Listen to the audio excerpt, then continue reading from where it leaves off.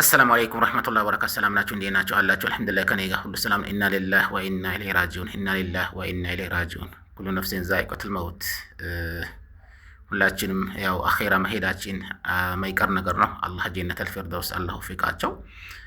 በመጨረሻ አመት በአመት ረመዳን ሲደርስ የሙስሊሞችን ወይም የኡስታዞችን ደም ካልጠጣችሁ መኖር የማይመስላችሁ ሰዎች አላችሁ፣ ጽንፈኛዎች አላችሁ። ማለትም አንድ ሰው ዶሮ ሲታረድ ወይንም በግ ሲታረድ አይንን የሚጨፍን ሰው አለ። ሐቂቃ ነው። ብዙ ሰዎች ዶሮ ሲታረድ ወይንም በግ ሲታረድ ቆሞ ለማየት የሚከብዳቸው ሰዎች አላችሁ። ይሄ ግልጽ ነው። ላኪን እናንተዎች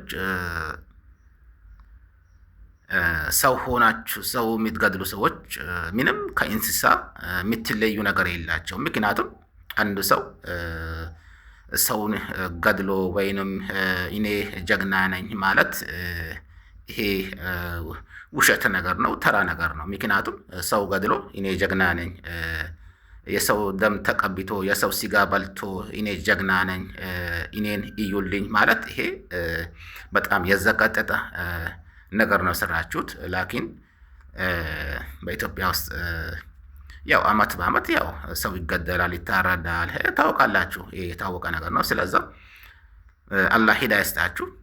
ምንም ማለት አልፈልግም።